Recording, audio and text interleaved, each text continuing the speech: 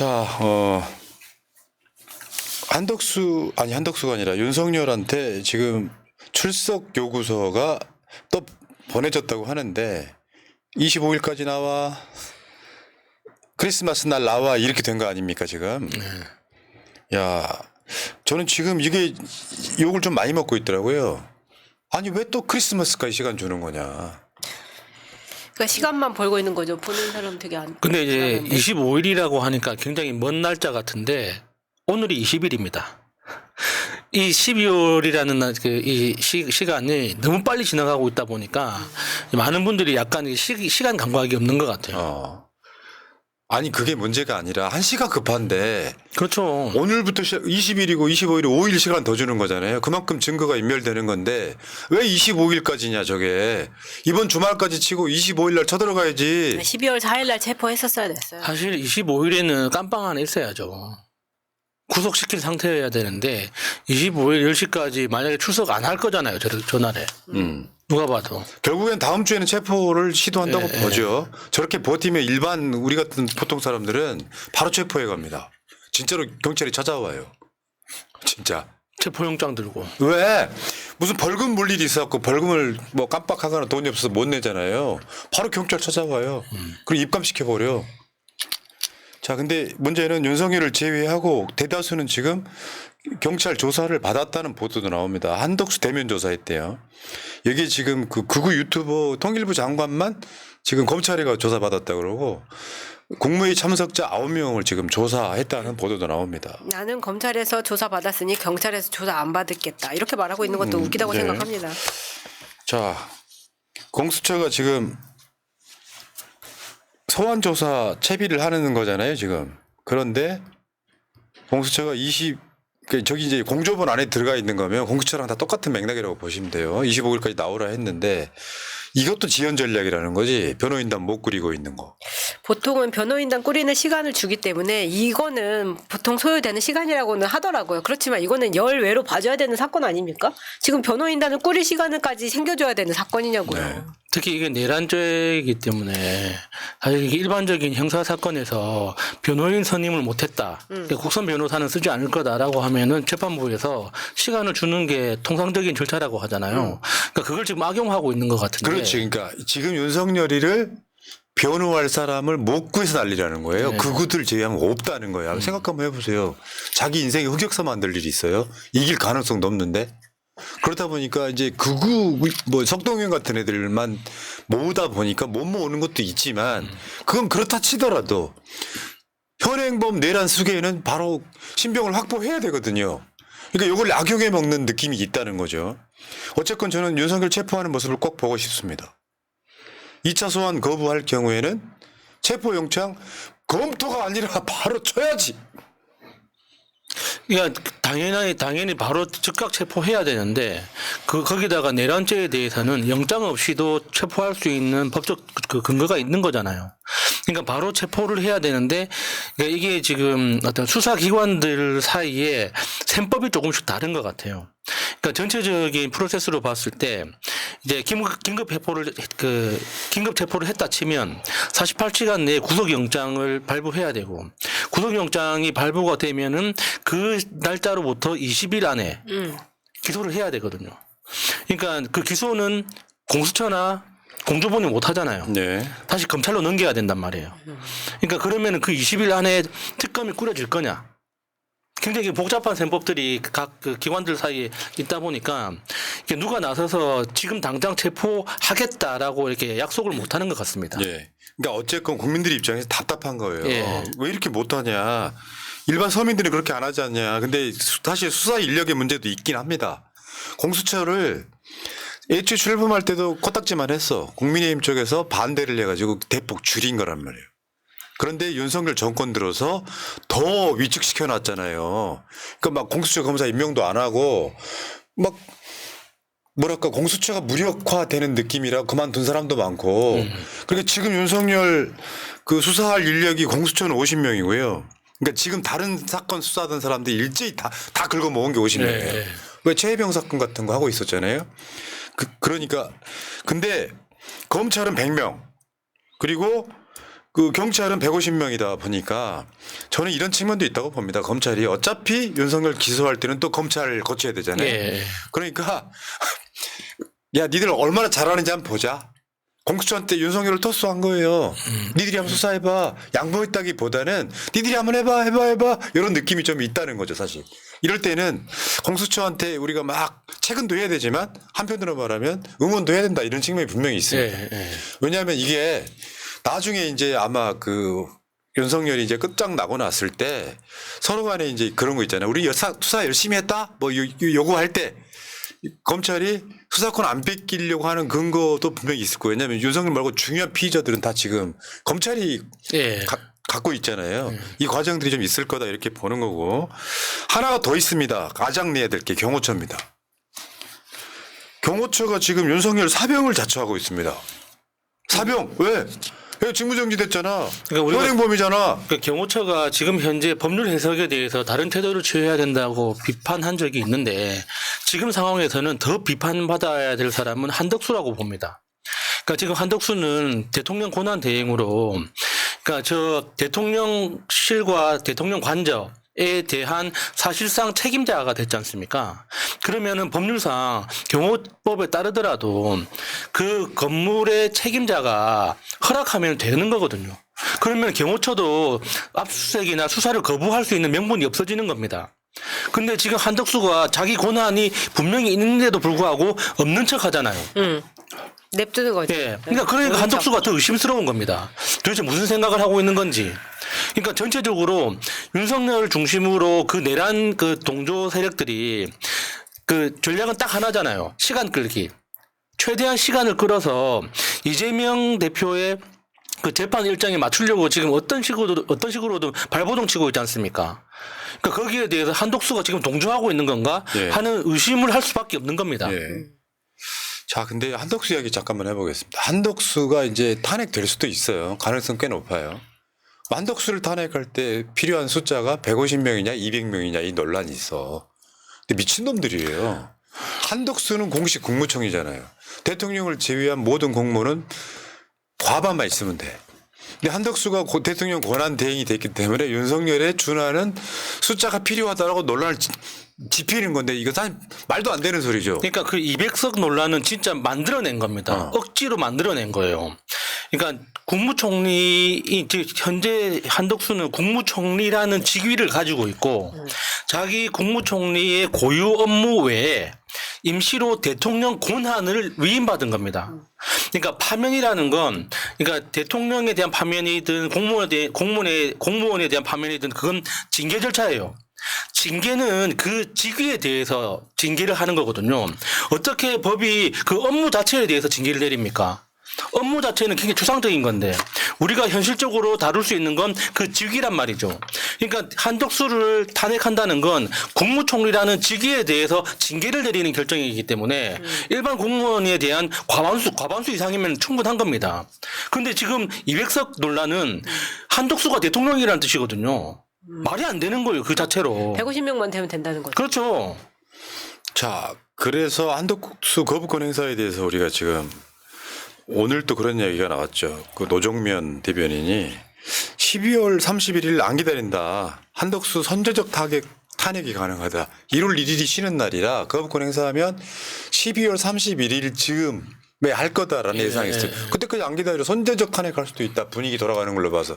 이게 이놈들이 이런 거 있잖아요. 그 양곡관리법 등 거부권 행사할 듯 이 보도가 나오면 사실 그게 대충 맞아 떨어져. 예. 뭐 국무조정실이나 또 뭐 국무총리실이나 이런 데서 그런 비슷한 거를 흘려주거든요. 기자들한테. 아마 거부권 행사하실 거예요. 그러면 대부분 거부권 행사 이 분위기를 보고 그 전에 선제 탄핵할 수도 있다. 그러면 자동빵으로 최상목이가 이제 지정 생존자가 되는 상황이란 말이죠. 자, 어쨌든 민주당 입장에서는 되게 격분하고 있는 건 맞는데 요거 이제 어떻게 보면 좀 약속 대련이 아니냐는 의혹도 있기는 합니다. 나쁜 의혹은 아니고 앞에 좀 작은 거 거부권 행사하고 작업하고. 지금 내란 특검하고 김건희 특검은 거부권 행사 못할 거다라고 하는 뭐 이런 이야기가 있긴 한데 약속 대련까지는 아니더라도 암묵적으로 그렇게 갈 수도 있다라고 하는 기대도 있다 이렇게 보겠습니다. 양곡관리법을 비롯한 그 6법에 대해서 거부권을 행사한 건 양쪽의 셈법이 일치하는 측면도 있습니다. 그러니까 민주당과 한덕수의 셈법이. 그러니까 한덕수는 고난 대행으로서 지금 현재 전국을 유지 관리할 수 있는 능력이 있다는 걸 보여주는 과시 용도로 거부권을 행사할 수 있는 거고, 민주당 입장에서도 이번에 그 통과시킨 그 6법이 과연 민주당한테 다 유리한 거냐라고 봤을 때 민주당이 정권을 잡고 난 이후에는 그게 걸림돌이 될 수도 있는 법안이에요. 그러니까 그걸 지금 미리 티낼 필요는 없는 거잖아요. 그러니까 지금까지 여기까지는 한독수 그래 네 고난 오케이 인정. 여기서부터 만약에 김건희 특검이나 윤석열 특검까지 건드려 너는 바로 탄핵이야. 이거는 진심이거든요. 그러니까 이거는 절대 양보할 수 없는 거기 때문에 한독수도 머리가 복잡하긴 할 겁니다. 네. 근데요 윤석열이 지은 죄가 되게 엄중해요. 전시 상황 또는 준전시 상황도 아닌데 계엄령 발동했죠. 헌법 제77조 제1항, 개헌법 제2조 제2항, 국무회의 심의 절차 안 지켰죠. 개헌법 제2조 제5항, 국법상 행위에 대한 문서나 부서도 없이 헌법 제82조, 국회에 대한 통고 안 했죠. 헌법 제70조 제4항, 헌법기관에 병력을 투입해서 실력으로 봉쇄하고 권능 행사를 방해한 형법 제91조, 그리고 내란 수괴 형법 제87조 제1항. 그러니까 지금 위반한 법조항만 6개예요. 이거는 윤석열이를 지금 인신 구속을 안 하고 있는 것 자체가 사실은 태업이고 그들이 지금 직무유기에 해당한다 이렇게 보시면 거기다가 지금 현재 우리들은 윤석열의 내란 범죄, 국가 반역죄만 따지고 있는데 지금 그 내란에 가담했던 군인들의 증언을 종합해 보면 외환 유치의 제도 분명히 혐의가 있습니다. 그거 추가해야지. 예. 그러니까 김병주 의원도 고발을 했잖아요. 그러니까 이 35명, 38명 HID 요원들 모집하는데 그 HID 요원들 그러니까 전역한 예비역들 중에는 러시아어 능통자, 중국어 능통자가 있었다는 겁니다. 그리고 작전 기간이 짧으면 일주일, 길면 2주일 정도 보고 준비를 시켰다는 거잖아요. 그게 무슨 뜻입니까? 우크라이나 전쟁에 직접 개입할 의도가 있었다고 짐작할 수 있는 거예요. 그리고 지금 검증되지는 않았지만 김호준 공장장의 증언대로면 미군을 암살시켜가지고 그러니까 미국이 북한을 타격하도록 유도하려고 했다고 하지 않습니까? 그런 것들은 다 외환 유치의 시도란 말이에요. 이거는 외환이든 내란이든 음모만으로도 처벌받는 굉장히 중한 죄인데 우리는 지금 내란만 따지고 있는 거예요. 그러니까 이거 분명히 윤석열은 인간이 태어나서 살인죄를 제외한 저지를 수 있는 최고의 범죄를 다 저질렀다는 맞죠. 거예요. 제가 어제도 말씀을 드렸지만 계엄령이 왜 12월 3일이었을까? 거긴 직접적 동기는 김용현 탄핵 민주당의 시도였다고 합니다. 탄핵되기 전에 하자. 원래는 12월 20일쯤 딱 지금쯤 국회의원들이 다 자기 지역구 데려가 있을 때 확 지르려고 했다는 썰이 굉장히 좀 확신으로 저는 와닿았거든요. 그 김용현이 탄핵되기 전에 개헌부터 한다. 뭐 이런 게 있고요.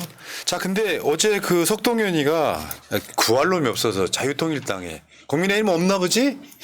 자유통일당 데려다가 뭐 체포의 채자도 꺼내지 않았다 했는데 그것도 거짓말로 드러나고 있죠. 왜냐면은 이미 증언들이 나왔잖아요. 특전사령관은 윤석열이 몸부수고 인원 끌어내리라 지시했다. 내가 끌어내리라고 했지 체포하라고 한 적은 없어. 지금 이런 그러니까 거예요. 끌 자를 이야기한 거예요. 네. 채자는 이야기 안 했지만. 자, 조지호 경찰청장 윤석열이 체포 6차례 지시했다. 이런 증언도 있었고요. 그다음에 그 홍장원 그 당시 국정원 1차장한테 봤지? 비상계엄 발표하는 거 봤습니다. 이번 기회에 다 잡아들여. 싹 다 정리해. 이렇게 이야기했는데 뻔뻔하게 나와가지고 끌어내리려 한 적 없다 거짓말을 하는 거예요. 원래 저렇게 거짓말을 한다는 건 어떤 의미가 있냐면 증거인멸에 우려가 있는 거예요. 그렇죠. 그러니까 바로 체포해야 된다는 겁니다. 더군다나 지금 윤석열의 변호사라고 하는 석동현 씨가 아까 말씀하신 것처럼 체포의 채자도 안 꺼냈다. 그러니까 끌어내라고 했으니까 채자는 아니죠.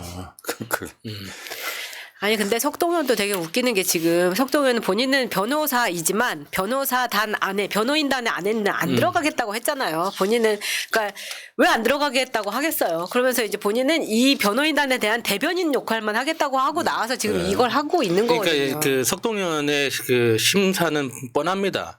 내가 윤석열의 최측근이라는 건 과시는 하고 싶지만 역사에 이름을 남기고 싶지는 않다 이거죠. 근데 그 석동현이도 자유통일당 사람이잖아요. 대통령도 법률가다. 뭘 체포를 해라, 뭘 끌어내라 하는 그러한 용어를 쓰신 적은 없다고 들었습니다. 야, 이 개새끼야.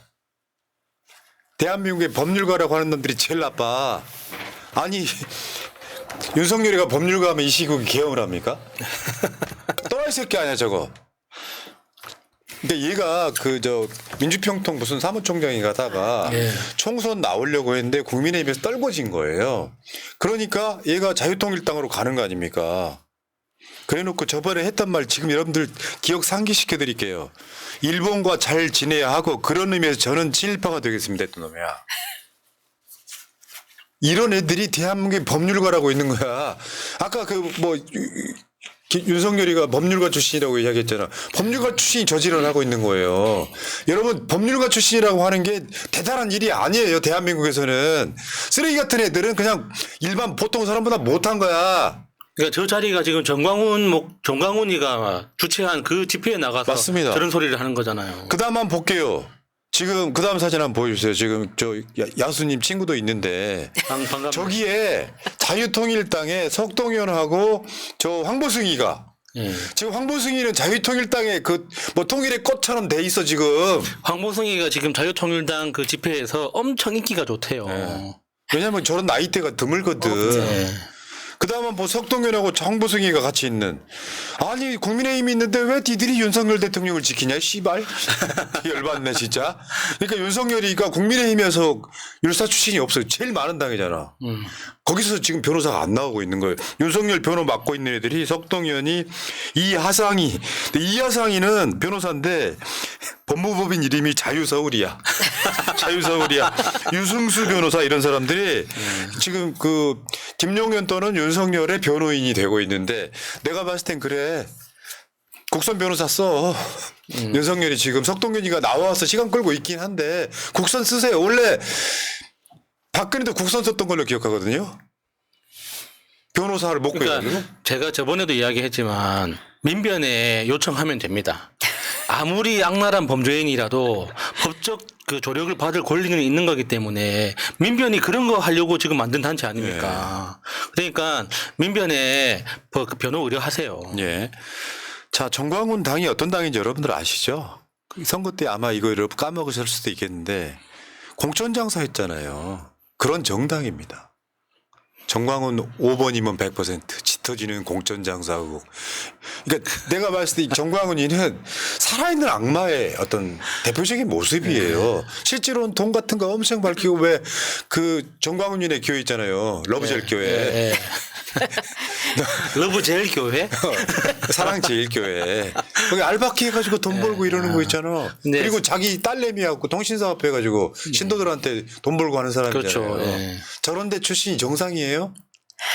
그러니까 황보승이가 그때 자유통일당 비례 1번 그리고 석동현이 2번 이렇게 나간 거죠. 자, 국민의힘 어떻습니까?